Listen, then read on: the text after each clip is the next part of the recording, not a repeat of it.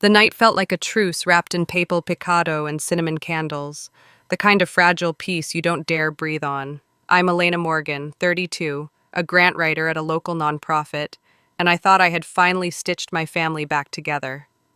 I'd booked the corner booth at El Palmar in Salem, Oregon, strung streamers, called my mother's oldest friends, and made sure the mariachi would show just as dessert hit the table.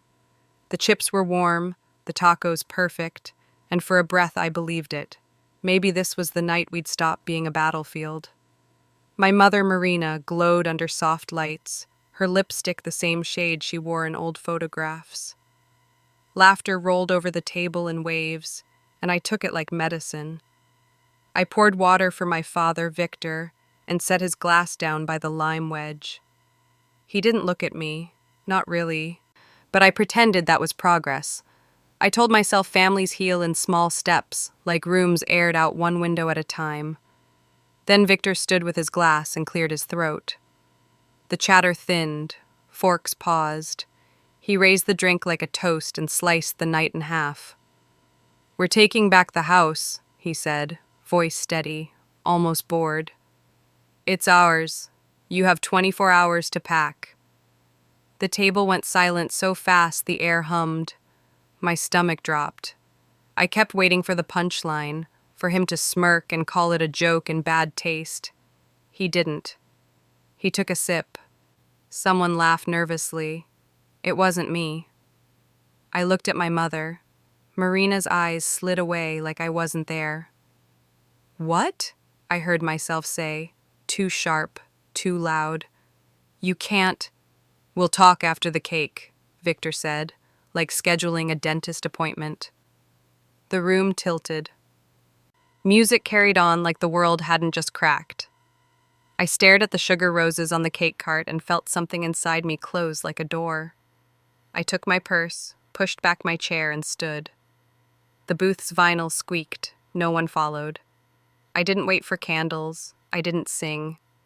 I walked out under the string lights and the Oregon night wind, my heels ticking across tile like a countdown only I could hear. Out on the sidewalk, the cold steadied me. 24 hours, my house, his voice, my mother's silence. Every memory of fixing that place, painted trim, new hardware, the island I sanded myself, flashed and landed like a bruise. If this was a game, I knew my first move: lock the door, find the truth. And if you've ever stood outside your own life and felt someone else turn the key, stay with me, because what I found upstairs in the dark would change everything. I drove home with the window cracked just enough to let the night slap me awake. The house on Oak Street waited under the porch light like a photograph, too still, too sure of itself. I let myself in and stood in the entry, keys in my fist, listening to the quiet settle around me. 24 hours. The words hung in the air like a timer I couldn't see. I walked room to room the way you do after a storm, checking for damage with your eyes. The dining table I'd found at a church sale and refinished on a blue tarp. The bookshelf I'd sanded until my fingers tingled. The paint I'd chosen, warm white in the front room, sea glass in the kitchen where the morning slid in like water. I touched the edge of the island I'd built from a kit, remembered the splinters, the late-night YouTube videos, the way I'd laughed alone when the last drawer slid smooth. If this was their house, why did every corner have my handprints all over it? I opened the utility drawer and flipped through folders out of habit. Water, power, internet. My name at the top of each bill, month after month. I put them down. Heat climbed my neck. A slow, stubborn doubt pushed me toward the hallway, past the framed prints, up the narrow staircase where the railing creaked on the third step like always. The attic hatch complained as I pulled it down. Dust lifted and folded back. I climbed the ladder, careful, and clicked on the bare bulb. The attic was a low, timbered triangle that smelled like cedar and old paper. I stepped around ornaments and camping gear, the box of winter scarves I never wore, the suitcase with the broken wheel. In the back, half buried under a tangle of holiday lights, sat a metal lockbox the color of a storm cloud. I carried it to the center, knelt, and tested the latch. No lock. It opened with a sticky sigh. Inside, a neat stack of envelopes and manila folders, rubber bands gone brittle. I pulled the first folder, City of Salem, Water Service. Another, Pacific Power. Another, Marion County Tax Statement. My name, Elena Morgan, printed clean on the top line. Not CO, not temporary. Me. My hands moved faster. A heavy envelope at the bottom, yellowed at the edges, read property records in block letters. I slid a finger under the flap and lifted out a packet of documents. A title deed, years old, names typed in a serif that felt like it belonged to another era. Edgar and Ruth Morrissey, my grandparents. A smaller note was clipped to it, paper thinned, soft with time, handwriting looping and sure. To Elena, upon our passing. I sat back on my heels. The attic settled. Somewhere a branch ticked the roof. I read the line again, then again, letting the words root. The deed listed the Oak Street address. The legal description matched the one on my tax envelopes. My grandparents' signatures bloomed at the bottom, alongside a stamp and a date that cut a decade the way a river cuts stone. I stacked the deed and note together and felt the shape of them in my hands, weighty, undeniable. The story I'd been told about staying here for now, about it being their place, fell apart like tissue. If they had this, if they knew this, then every paint can and receipt in my drawers was more than help. It was caretaking. It was ownership wearing a borrowed coat. I climbed down with the box hugged against my ribs, set it on the kitchen table, and pulled out my phone. My thumb hovered only a second. Me. Emergency. Need new locks on all exterior doors. Tomorrow morning if possible. The locksmith texted back faster than I expected. 8:00 a.m. works. I saved the contact, took a breath, and opened my messages again. Me. Nora. Urgent. I need to verify property ownership on my house. Found documents in my attic. Can we talk tomorrow? Her dots appeared, disappeared, then returned. Nora. Call me at 9. I lined the papers in order on the table. Deed, note, a utility bill, the latest tax statement, like I was setting the table for guests I trusted. I took photos, front and backed them up to a drive Victor would never think to check. The house had its own heartbeat under my feet, an old one I recognized but had never quite heard this loud. I locked the doors, once, then twice, and checked the windows. In the bedroom, I laid the deed and note in a folder and slid it under my pillow like a child with a tooth. The porch light hummed. The clock on my nightstand crawled toward morning. 24 hours, I thought. Fine. I had a locksmith at 8, a lawyer at 9, and a box full of answers downstairs that didn't care who raised a glass. The locksmith's van rolled up at 7:58, white letters chipping on the side. He worked fast, polite, no chatter, metal clicking like punctuation marks. New deadbolts, reinforced strike plates, fresh keys labeled in black marker. By 8:27, the doors had a different sound, firmer, final. I tucked 2 keys in a tin on the pantry shelf and slipped one onto my ring. The lockbox document stayed on the kitchen table, squared to the edge like a promise. At 9:00 on the dot, I called Nora. She answered on the first ring. "Walk me through what you found," she said, that clipped, careful tone she saves for things that might end up in court.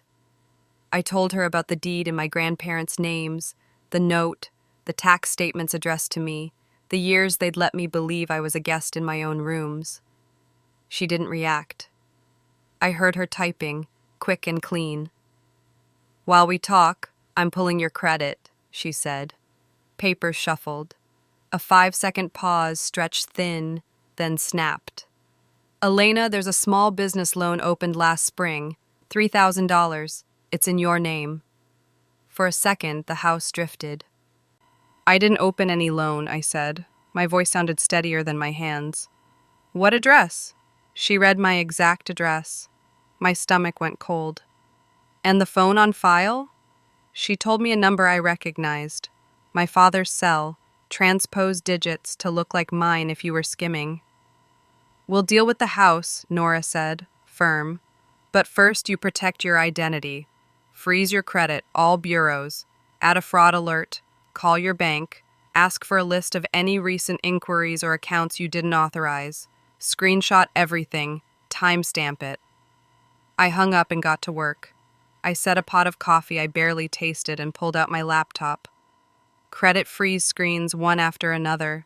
Security questions about childhood streets and first cars. Fraud alerts filed, confirmed numbers saved. I called my bank and waded through a syrupy hold message about valuing my business. When a rep came on, I kept my voice calm. There's a loan I didn't open. I need to lock down my file. She asked for verification, then read a recent inquiry I hadn't seen. Same month Nora flagged. I asked for a dispute number. I wrote it down beside the deed like it belonged to the same family of facts. She moved me to a fraud specialist. We added extra verification and a watch on my accounts. By the time I hung up, the coffee was cold. I opened my email and filtered for security alerts. Buried between newsletters and donation receipts sat 2 messages from last year. We noticed activity on your credit. I hadn't seen them.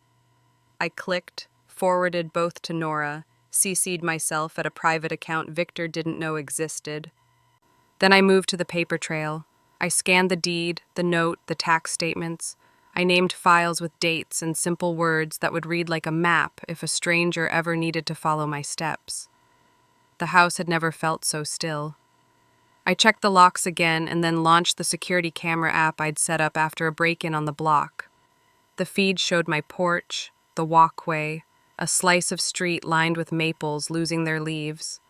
I toggled motion alerts to high, set a chime that would cut through shower noise and the blender. I tested the mic. My voice came out tinny on the porch speaker. Package can stay on the bench, thanks. I shut it off. In the quiet, I pulled a legal pad and wrote the day like a to-do list I could bleed dry. Locks, done. Freeze, done. Bank, done. Nora, ongoing. I added county records and underlined it. The attic documents had cracked open something larger than a family squabble. If Victor would use my address and twist my number, he'd try doors, literal and legal. My job was to get there first and leave footprints that couldn't be swept. Texts buzzed, muted through Do Not Disturb. Unknown numbers. A voicemail that started with a sigh. I let it all stack. The only ping I cared about was the one that said motion detected, and for now the feed sat quiet, the porch empty, the maples fussing in the breeze like bored witnesses. I made a sandwich I couldn't taste and ate it standing up at the sink. The locksmith's receipt curled on the counter.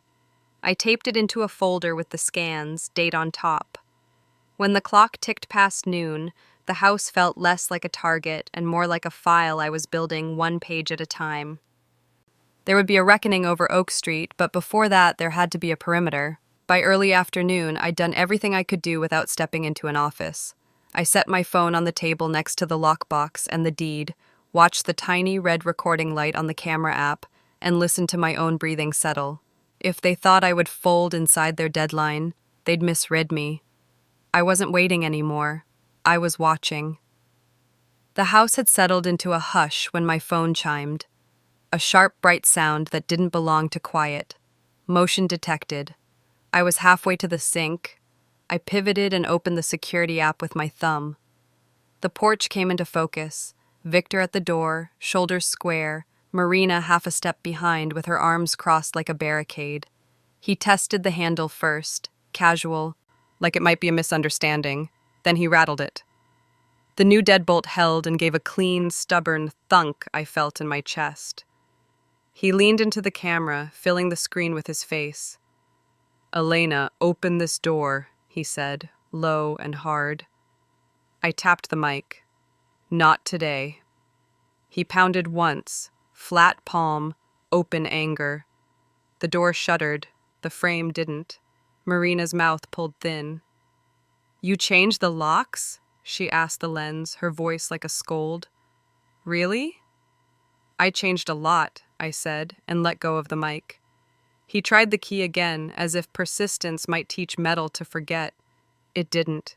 He stepped back, hands on hips, and stared into the camera like he could will me through it. 10 minutes dragged in inch-long seconds. Finally, he lowered his hand, smoothed his shirt, and spoke to the door instead of me. "This isn't over." They left. The feed fell back to potted ferns and the edge of the doormat.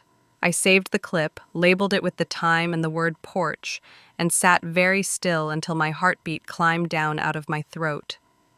The text started almost immediately, numbers I knew and didn't. "Give us the house," Victor wrote. "We need it to fix our finances." My jaw tightened. Another ping. An email from Marina, subject line honey. Inside, a soft plea that felt anything but. "We're struggling. Hand over the house so we can start over. Think of family. Think of your sister." I flagged it, filed it, and didn't reply. Then my phone lit with a different kind of heat. Sloan Hale on X. "Elena Morgan cares more about drywall than blood. Some people would rather keep a house than help their own parents.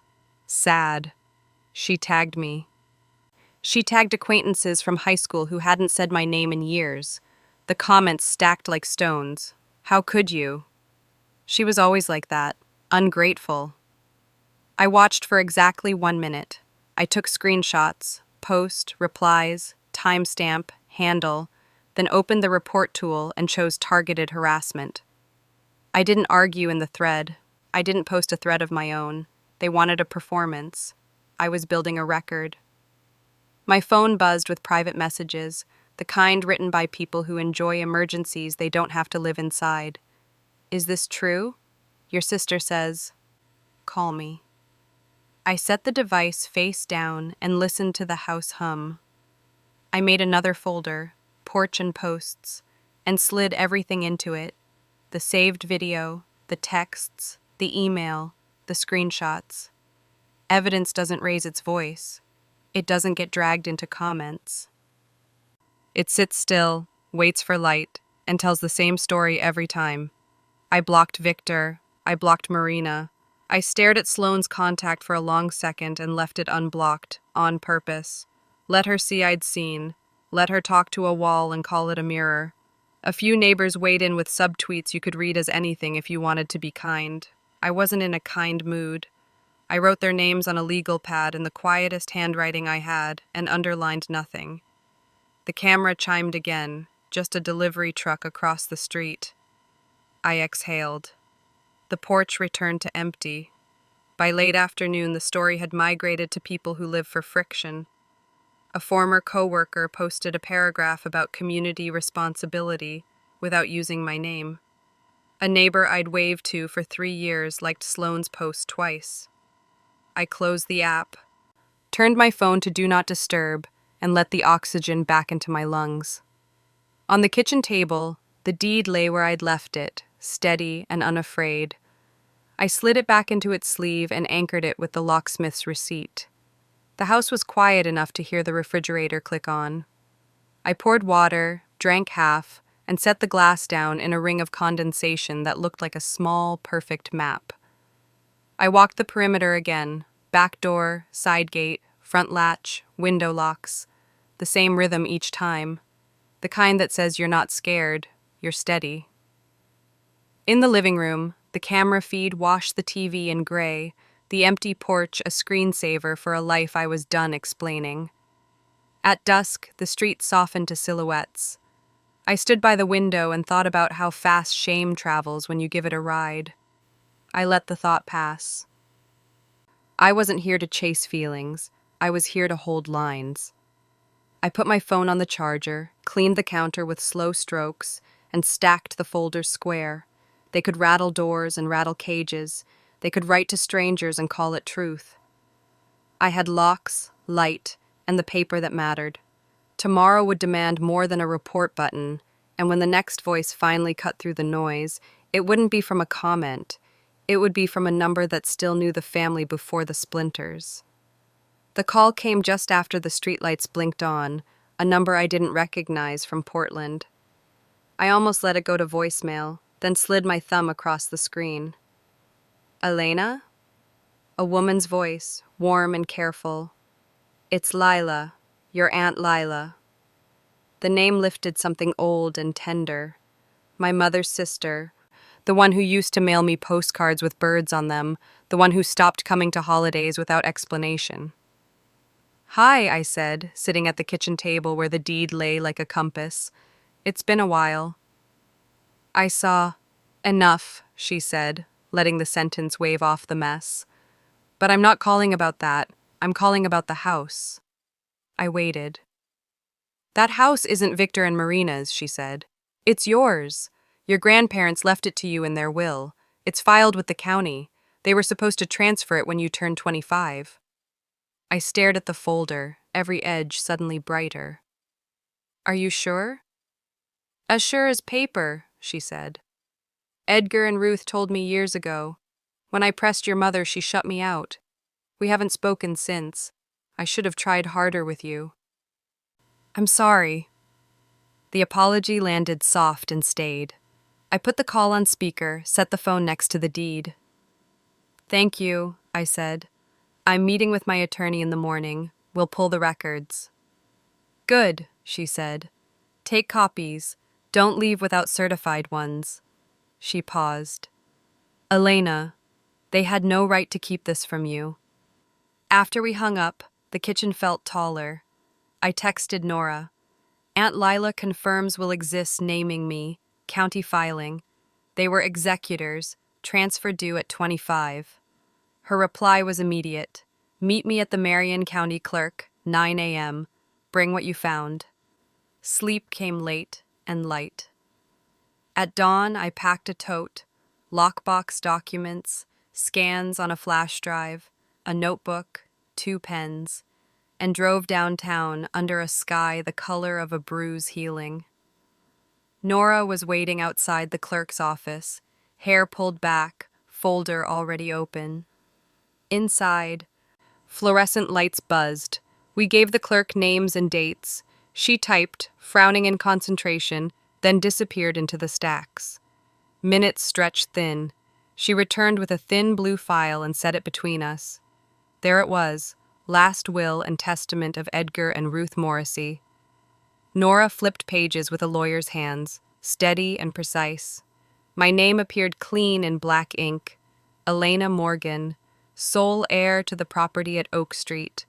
A clause named Victor Hale and Marina Hale as executors, tasked to transfer title to me when I reached 25. I ran my finger under the sentence the way a child traces a map. The clerk stamped certified copies and slid them over. Nora's pen tapped twice on the executor clause. They had a duty, she said. They concealed it. I nodded, swallowing around a knot that wasn't anger so much as clarity. The story I'd been fed wasn't frayed truth, it was design. We pulled the original deed too, matching legal description to the one on my tax statements. Everything aligned, parcel numbers, lot lines, the quiet logic of records. Nora requested the chain of title printout, and the clerk ran it. A clean line from my grandparents, a gap where a transfer should have been, nothing naming Victor or Marina as owners.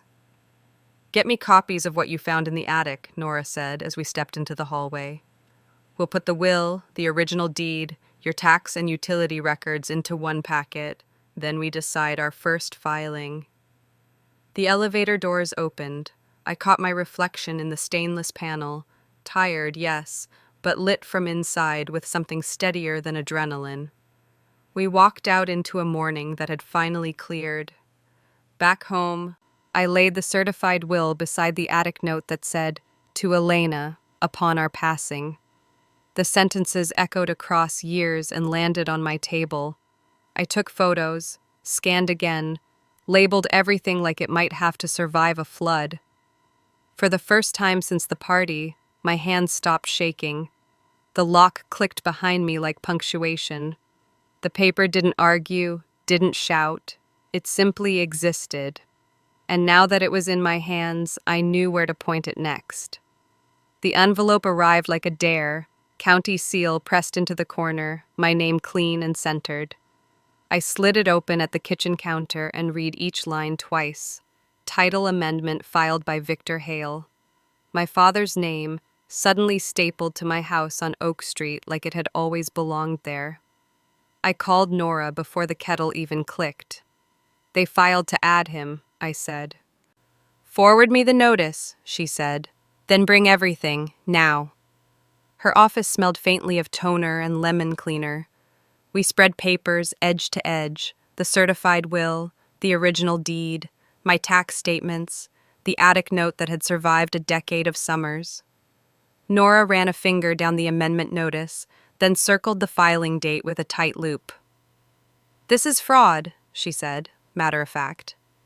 We file an emergency motion to block any transfer or encumbrance, today. She buzzed her investigator, Marcus, a quiet man with a laptop that seemed to swallow secrets. While Nora drafted, he dug. Parcel histories, prior sales, bank records you can legally buy if you know where to look. His voice stayed even. I'm seeing a sale of a Hale rental 2 years ago, he said. Proceeds about $100,000. Funds moved to an LLC tied to Sloane's boutique. The business dissolved within 8 months. I felt the facts slot into place like teeth in a gear. Motive didn't soften the edges, it sharpened them. Marcus kept going. Also, 2 consumer accounts opened with your SSN, store card, and unsecured line, roughly 10,000 combined.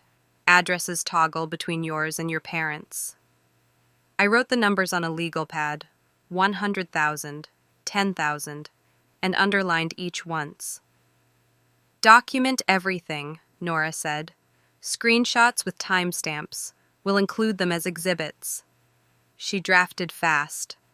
Motion for temporary restraining order and preliminary injunction. Language crisp as glass. Enjoin, encumber, convey. She stitched in the will clause naming my parents executors and their duty to transfer at 25. She referenced the chain of title gap and the county's sudden amendment. She attached my utilities and taxes as proof I'd maintained the property they'd insisted wasn't mine. Read and sign, she said, sliding the packet and a pen. I read every page, lips moving. When I signed, I did it like I was carving my name into a park bench. Deliberate, 2 strokes on the M for good measure.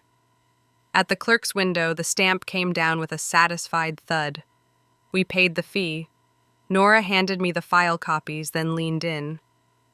Next we serve them, she said, and we file the civil complaint, fraud, identity theft, breach of fiduciary duty. They were executors. They concealed a will, forged a title, and used your identity. We let the court see the paper the way we see it. Back at her conference table, we built the complaint count by count. Dates, sums, screenshots. The porch video still where Victor leaned into my camera, palm on the door, labeled and timed to the minute. Nora stapled the last exhibit and squared the stack with a tap that sounded like a closing book. Breathe, she said. I did. The office hum returned, ordinary and brave. Outside, the sky had rinsed itself clean. I slipped my copy of the filings into my tote, next to the certified will and the quiet note from my grandparents. I wasn't louder than them. I didn't need to be. If blood demanded noise, paper did its work in silence. And in the right hands, silence cuts. The courthouse smelled like wood polish and rain. Early spring had washed the sidewalks clean, and the benches inside felt colder than they looked. Nora and I took the plaintiff's table, our file boxes squared and labeled, will, deed, title, credit. Across the aisle, Victor sat in a dark suit that wasn't his color. Marina kept her hands knotted in her lap, eyes on the floor. Sloane was absent. Her absence was loud. When the clerk called our case, the judge entered with a soft rustle of robe and a face that didn't care whose last name I carried. We rose, then sat, the air thinning into that shape courtrooms make. Everything said or weighed, nothing wasted. Nora stood first. She didn't perform. She arranged. "Your Honor, this is a simple case dressed in family," she began. She placed the certified will of Edgar and Ruth Morrissey on the ledge, the clause naming Elena Morgan sole heir to the Oak Street property, and Victor and Marina Hale executors with a duty to transfer at 25. Then the original deed, parcel numbers matching my tax statements, my utility bills in my name. She slid in the chain of title printout, a neat timeline with a gap where the transfer should be. Finally, the county notice, the recent title amendment bearing Victor's name. Concealment of a will, forgery of an amendment, and identity theft to finance a failing venture, Nora said, voice steady, each supported by paper, timestamp, and record. The judge turned to Victor's attorney. He tried to call it misunderstanding. He said words like family arrangement, temporary stay, financial emergency. He shrugged at the amendment, an attempt to reflect reality. He called the loan a confusion of numbers. He said my name the way you say a problem with a polite face. Nora didn't raise her voice. She pointed. "Reality is here," she said, touching the will with her fingertip. She introduced exhibits without adjectives. The credit pulls showing a $3,000 small business loan opened in my name, 2 consumer accounts tied to my SSN and addresses that toggled between mine and my parents. She handed up the porch still where Victor's palm pressed my door, the timestamp pinned below. The judge read long and slow, making notes with a fine pen. When she looked up, the room felt smaller. "Mr. and Mrs. Hale," she said, "as executors, your duty was to inform Ms. Morgan and execute a transfer at her 25th birthday. You did not. You concealed the will, attempted to alter title without lawful basis, and misused her identity." She paused, eyes steady. "That is not a family arrangement. That is fraud, forgery, identity theft, and breach of fiduciary duty." Victor's mouth worked once, then shut. Marina's chin trembled. She stared at the grain of the table. "The court orders as follows," the judge continued. "The Oak Street property is affirmed as the sole property of Elena Morgan. Any attempted amendment adding Victor Hale is void. A temporary restraining order becomes a permanent injunction against any conveyance or encumbrance by the defendants. Statutory penalties and fees are imposed, $10,000, and the matter is referred for any further proceedings deemed appropriate." The gavel dropped like a period. Somewhere behind me, a chair scraped. I didn't move. Nora squeezed my elbow once, a tap that said we did the work held. We stood to leave. Victor stared past me at a point on the wall no one else could see.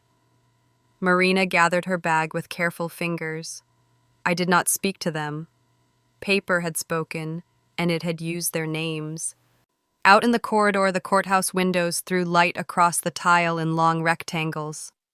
I held the certified order, my name, the address, the words that lifted the weight off the chest of my house, and breathed in a way I hadn't since El Palmar. Spring had finally arrived, and for the first time in months, the future didn't feel like a room someone else owned.